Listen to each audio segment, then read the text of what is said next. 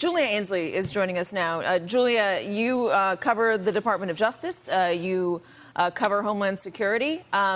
Give us a sense of where Secretary Nielsen was telling the truth and where she was not.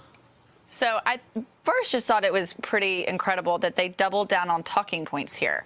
I was talking to some people today who were in these meetings at DHS. They're seeing everything implode around them. They know all the pressure. They've seen all the stories.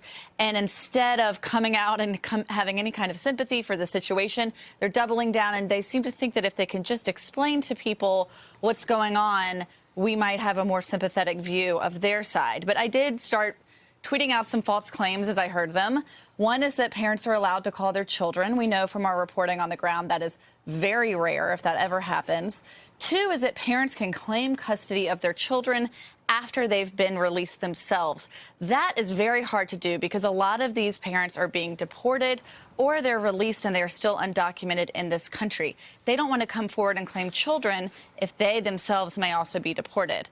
Also, she said that illegal entry is a crime. It is true it's a crime, but it's a misdemeanor. And previously, these immigrants were able to present themselves to Border Patrol. They would actually run up to them between the ports of entry and turn themselves in to claim asylum. So they've changed the rules on that. And then the fourth thing that I found is that she said they are enforcing the laws that Congress wrote. That is not true. As we know, there is no law that dictates separation of mothers and children. And if anything, these are court decisions that said that you can't hold children longer than 20 days. And that is what they're enacting as sort of a byproduct of working around court decisions. But that is not a law passed by Congress, Katie. Let me ask you one other question. She also said that the kids that are coming in, there's been an increase in smugglers bringing children in and claiming that they are their own. Was her intention to say that every kid we're seeing crying and listening, crying, asking for their mother or their father, are the kids are lying there, that the kids are trying to say that these smugglers are their parents when they're not? Right. I mean, I think that there's a lot of kind of overreacting on a pretty small number of cases.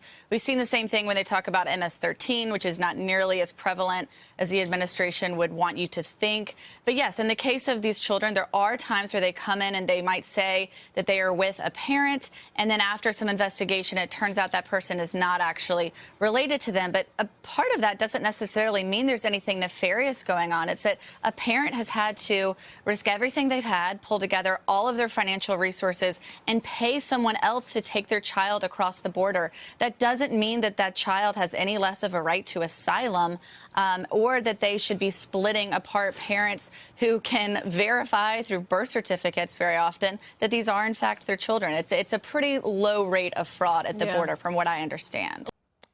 Hello, YouTubers. If you're watching this, it means you've checked out our channel, so thank you. Now do me a favor, subscribe by clicking on that button down there.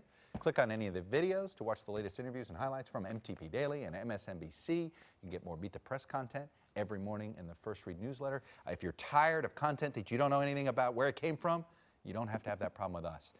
NBC News, MSNBC, MTP, and the Meet the Press mindset right here for you on YouTube. Subscribe now.